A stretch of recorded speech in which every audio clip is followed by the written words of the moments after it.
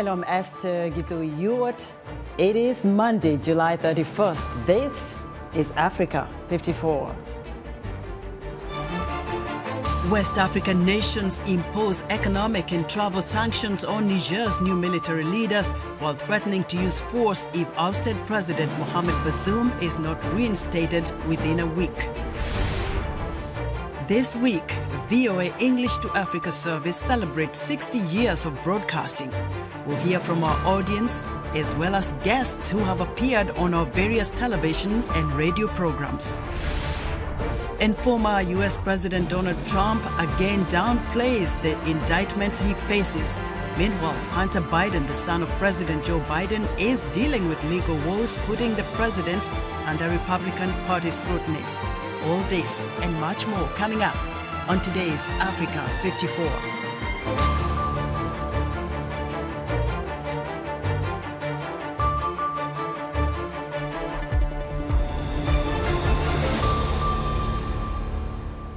We begin our broadcast in Niger, where in a statement on television Monday, the military junta that took over in a coup last week is accusing former colonial ruler France of wanting to use military action to free toppled President Mohammed Bazoum. Thousands of supporters of the junta marched on Sunday through the streets of the capital, Niamey, waving Russian flags, chanting the name of the Russian president, and forcefully denouncing former colonial power France. The protesters marched to the French embassy, where flags of Russia and Niger were placed on the wall on the compound. The Nigerian army broke up the crowd of demonstrators. Leaders of the coup say they toppled President Bazoum from power in response to what they described as a worsening security situation and the government's lack of action against jihadists. West African nations are giving Niger's coup leaders 1 week to reinstate the country's democratically elected president, threatening to use force if the demands are not met. The European Union and the United States are also calling for the military junta to halt their coup and return President Bazoum to office. Chadian President Mohamed Idriss Déby met with Niger coup chief Abdulrahman Tiani in Niamey Sunday after attending a summit with West African state leaders.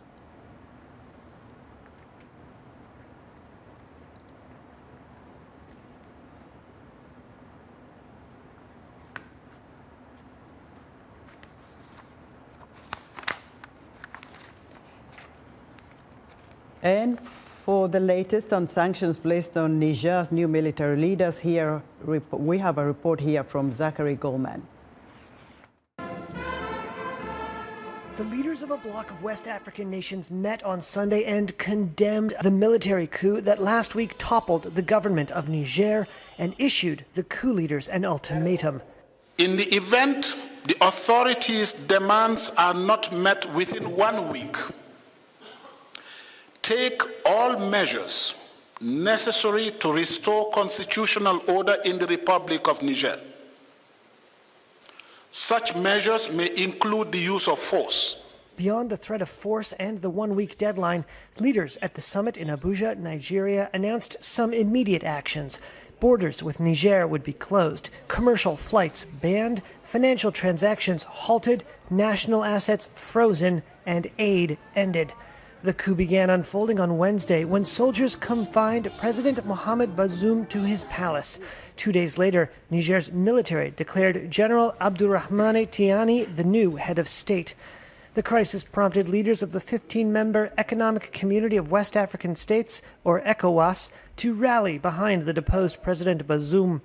The coup has been widely condemned by neighbors and international partners, including the United States, the United Nations, the African Union, the European Union, and former colonial power France. They have also refused to recognize the new leaders. Before the uprising, Niger was seen as the West's most stable ally in an unstable region. The coup last week is the 7th coup in the Sahel region in recent years. coup leaders appeared unbowed by the international pressure. And inside Niger, a show of support on Sunday for the military. A crowd attacked the French embassy in Niamey, breaking windows and setting its compound walls on fire. That was Zachary Goldman of Reuters reporting. In this new report, VOA's Haruna Shehu tells us how analysts are reacting to the ECOWAS threat to use force if the coup plotters do not return power to the elected president, and what the likelihood is that the military will heed the warning. So the situation in Niger is still very delicate, with warnings and counter warnings coming from both parties or different parties. It started on Sunday with ECOWAS issuing the ultimatum, one-week ultimatum to the military junta in Niger to hand over power to the civilian, democratically elected government of President Mohammed Bazoum and return to barracks or face a series of actions, including the possibility of using force. That is, if the military refuse to return the government of Mohammed Bazoum to power. And on their part, the military junta also issued another warning, warning the ECOWAS not to send forces to Niger. And also this morning, we also learned from the military junta in Niger that they have learned of a move by France in collaboration with some officials in Niger to use force to secure the release of President Bazoum. Now, these are coming at a time when many people in Niger are very concerned, very worried, especially with the interventions that the ECOWAS has announced yesterday. Right now, we have learned about the arrest of 3 people, including the leader of the ruling party and 2 other ministers. And these people were arrested because the military believe that these people are planning to lead a protest, a demonstration of anti-coup. So this is what we have learned so far. That was VOA's Haruna Shehu reporting.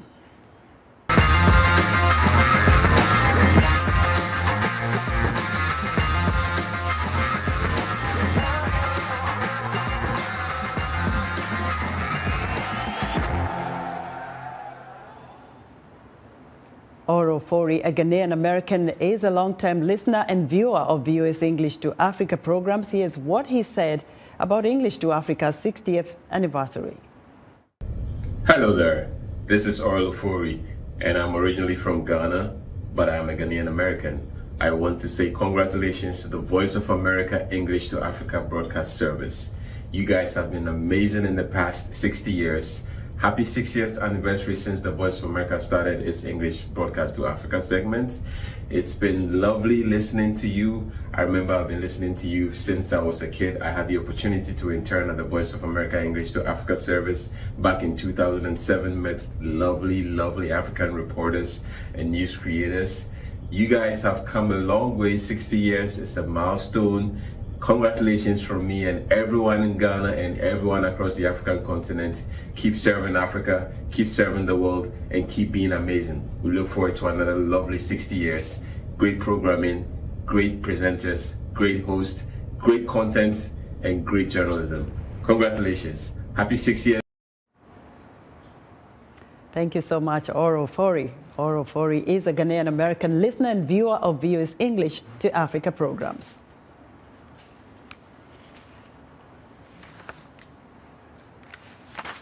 And I think we're going to turn over to, all right, we're going to take a short break, and you're watching Africa 54. We'll be right back.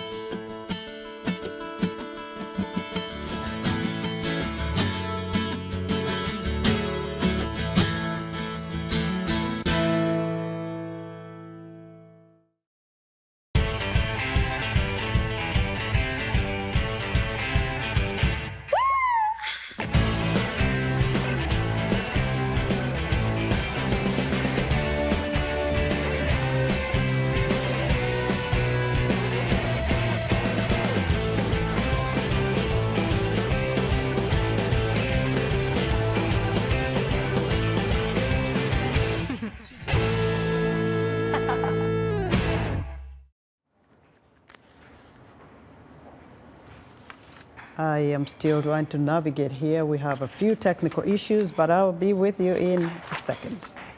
So in other African news, Haiti is welcoming a Kenyan offer to lead 1,000-strong multinational force to bolster security in the violence-torn Caribbean country. Kenya announced Saturday that it is prepared to help train and announce and support their Haitian counterparts in combating violent gangs that have seized much of the capital, Port-au-Prince. Voters in Central African Republic cast their ballot Sunday in a referendum on a constitution that would allow President Faustin Archange Touadera to seek a third term. Touadera's rivals charge that he wants to remain president for life under the increasingly visible protection of the private Russian mercenary group, Wagner. And Zambian debutants claimed their first ever victory at the Women's World Cup with a 3-1 win over Costa Rica on Monday. Although both teams were already out of contention for the knockout stage, defender Lushomo Mweba scored the fastest goal of the tournament so far with a spectacular volleyed effort at 2 minutes and 11 seconds. As new criminal charges were announced against former President Donald Trump, again downplayed the indictment he faces. Separately, Hunter Biden, the son of President Joe Biden, is also dealing with legal woes that are putting the president under some scrutiny with the Republican Party. VOA's Veronica Valderas Iglesias has more. During a campaign rally Saturday in Pennsylvania, former President Donald Trump, a 2024 presidential hopeful, once again dismissed the indictments he faces. These are ridiculous indictments.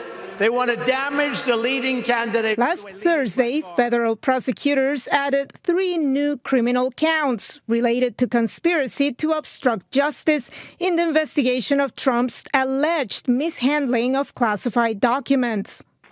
Former New Jersey governor and Republican presidential candidate Chris Christie, who appeared on CNN's State of the Union show, commented on new evidence that would point to Trump allegedly ordering some of his staff to delete incriminating security videos. This was the withholding of confidential, classified information from the government after 18 months of asking Donald Trump to return it voluntarily. Not only did he not return it, he lied about having it. But Republican presidential candidate Vivek Ramaswamy called the ongoing legal proceedings politicized prosecution and reiterated that if he himself were to win the presidential race in 2024, he'd pardon Trump. I absolutely think the right answer for the country is to put the grievances of the past behind us. Another legal case in the headlines concerns Hunter Biden.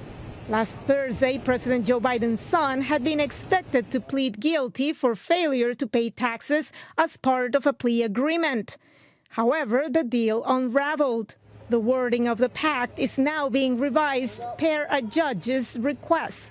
Former U.S. Attorney Chuck Rosenberg commented on the matter on NBC's Meet the Press show. It's relatively easy to fix if Mr. Biden still wants to plead guilty. And by the way, Chuck, I think it's in his best interest to do so.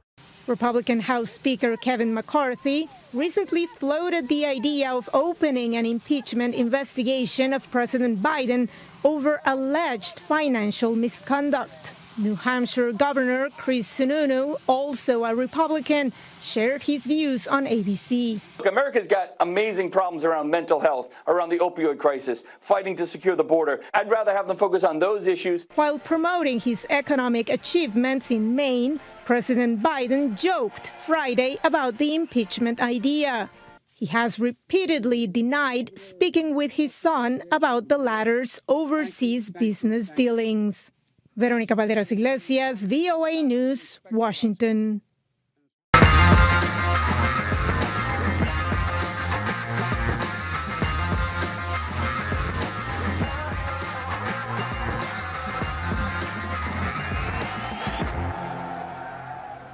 We're going to circle back to our 60th anniversary. This week, the Voice of America's English to Africa service is marking 60 years of delivering impactful news, captivating stories, and fostering understanding across the African continent.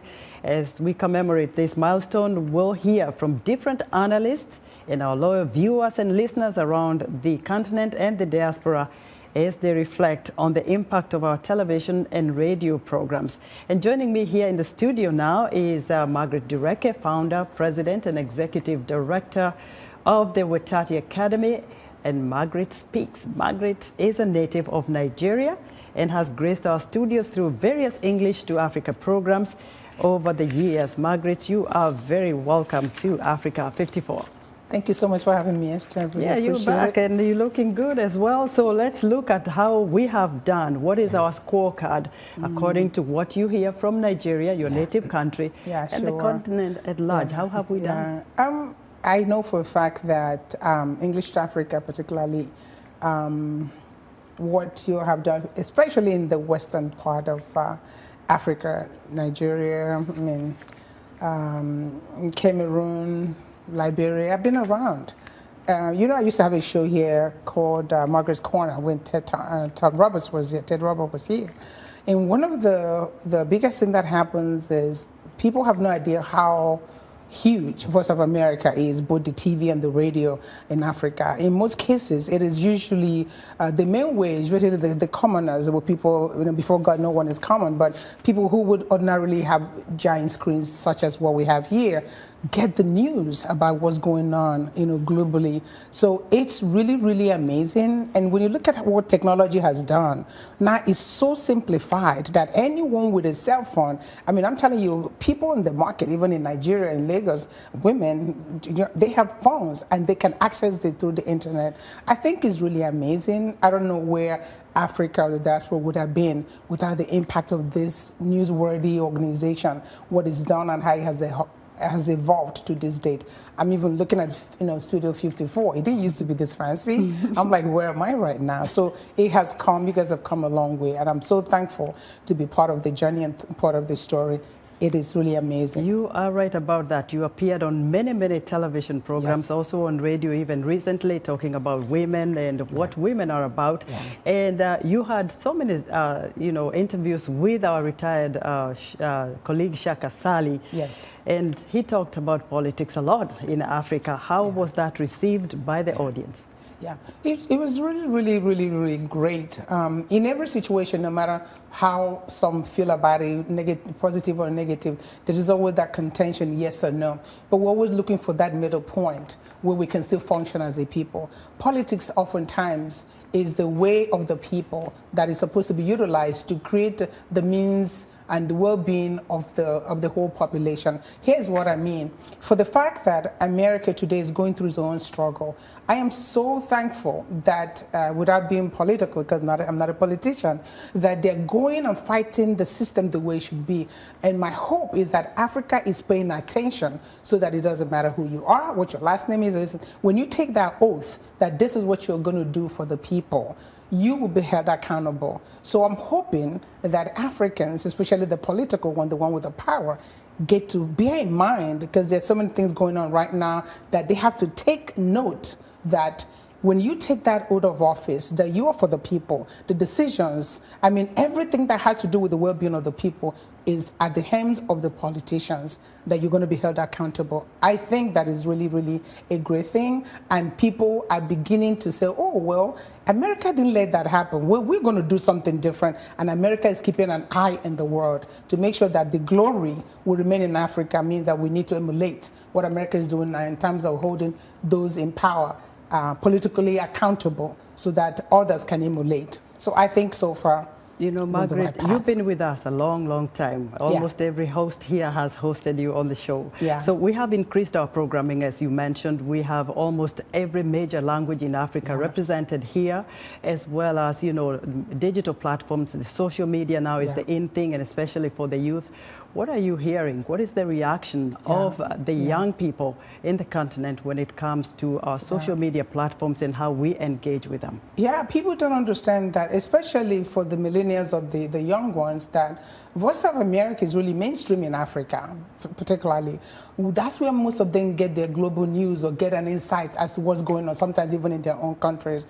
It is like, oh, I want to go and visit America because I want to see what this place called Voice of America. They are so enthused, and most of the times because of the impact of technology in a positive way, where you'll be amazed how most of them hold their phones, the little radios and stuff, and they're tuning in. I remember that particularly with those that have the radio. Most of them still do not have television, but guess what? Because of the impact of technology, they use their phones now. Remember when I learned that I'm coming here today, I shared that with my staff and they put the information on Facebook. A lot of people said, I'm going to watch it on Facebook, even those in Nigeria and elsewhere. I'm a Goodwill ambassador, or was a Goodwill ambassador to Gambia. Most of my contacts, they say they're going to watch it. Where are they going to do it? Through Facebook. So the fact that English Africa, particularly on VOA, English Africa, has paid attention to what that populace needs, making sure they caught up with technology to make sure that those who don't have all that it takes to get the giant screen and all that can still have a platform such as social media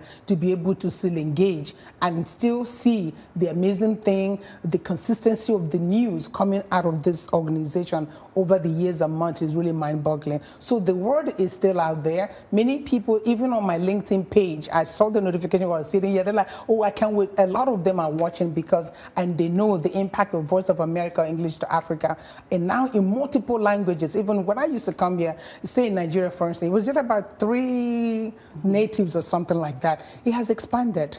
That's the power of America. That's what empowerment looks like. That's what you do when you care about the least of the people. Don't just create it for the haves. They're not the problem. We're looking about how do we care for the have-nots who are equally deserving of the great things in life. So I commend this 6 state. It's like it was yesterday. I wasn't part of it 60 years ago, but it feels like, because I'm very intensely involved here, it is making a difference. And I know that in the years to come, the empowerment, not just on the front of what is doing in diaspora, but the women who work here, like yourself, Esther. I remember, look at you now. Is it my sister Dimi Makiele, who is now the chief? I'm hoping that the folks in power in Africa will emulate some of what is happening here. Because I watch you guys. Look at how far you've come, looking beautiful as ever, and ever green, right? So I know that what this organization has done through English to Africa, it is something that needs to be emulated, and that's why I continue to come, because I don't like to be part of something that is not growing. There is this consistency of the amazing news that comes out of here. Sometimes I look at it as a form of checks and balances for African countries, because if Voice of America is not there to bring this amazing news, most of them will try to still get away with certain things. So I'm very excited to be part of this celebration, and there's more to come and expected to come out of this amazing office. I'm looking at this space, I'm like, where am I again? It didn't used to be this way. I remember when 54 started, it wasn't too long ago, but look at the consistency in messaging, and that's really amazing. Nice, nice. Margaret, thank you very much for your compliments. I know you had a lot more to talk about the Africans here in the diaspora and what they say when they hear the word Voice of America. Yeah. And a lot more that we shared before with people in the villages having small radios out there listening to VOA. I'm going to go to Washington, D.C. now. All right, give me a little second here. Thank you so much, Margaret, for being with us.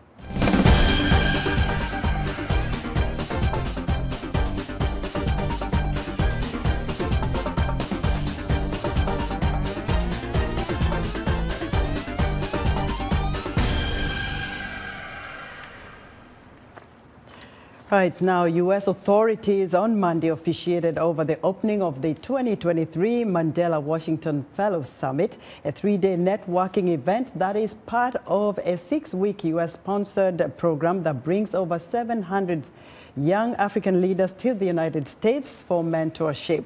Now, for more on the event, I'm joined live via Skype from the venue of the yearly conference in Washington by VOA's Mike Hovey. Hello, Mike. Hey, Esther. Thank you so much for having me. How are you? Good. Tell me how it is the first day of this Mandela Washington Fellowship Summit is going.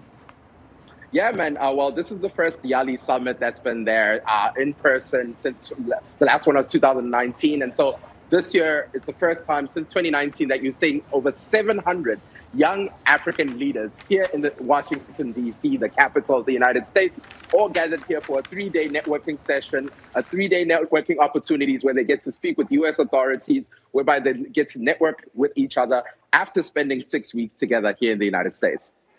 Now, Mike, are there any Yali fellows that stood out? Well, there's a couple of young African leaders that really stood out this year. But it's not just them. They also have alumni that joining them this year. Among them was the MC. She's from South Africa, Gail. She really is doing amazing work. We also got to speak to a young Ugandan, Jamila, who is doing amazing work and has been hailed by the U.S. State Department. She's been in America for a couple of times, and she's done a lot of work on the continent, expanding her base beyond where she's from, which is Uganda. She is now operating in Kenya. She's soon going to be operating in Tanzania. She's soon going to be operating in South Africa, and she's soon going to be operating in Zimbabwe. And she credits this all to the Yali network and more. So what are their reflections, Mike, on this 6-week experience in the United States?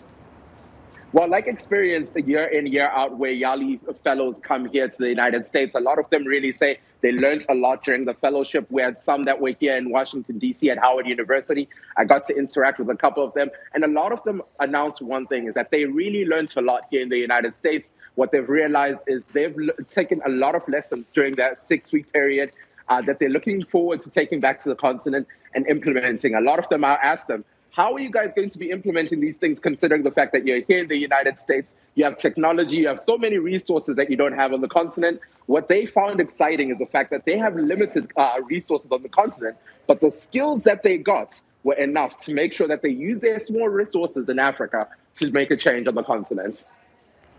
Mike, what are they taking back? What are you hearing? What's the resonating point there between, the Yalis that you've spoken to? What are they taking back to Africa? Well, a lot of them, the biggest thing that they're getting back is, of course, the network that they're creating here in the United States. A lot of them get to speak to U.S. leaders. A lot of them get to speak to U.S. entrepreneurs and U.S. leaders in different realms. And what a lot of them are getting is the network. Now, besides the network, some of them are getting one thing that's very pivotal towards business, finances. So the U.S. Summit itself and the State Department have grants that they give towards Yali fellows. And some of them are going to be receiving these grants and going back, not just with knowledge, but with a cash prize. Mike, I have to salute you for, withholding all this heat, the summer heat in Washington, D.C. Sorry about that, but thank you so much for your reporting, Mike. VOA's Mike Hovey reporting live for us from the Yali conference in Washington, D.C. And that's our show for today. Be sure to watch Africa 54 on our website at voaafrica.com. From all of us here in Washington, thanks for watching.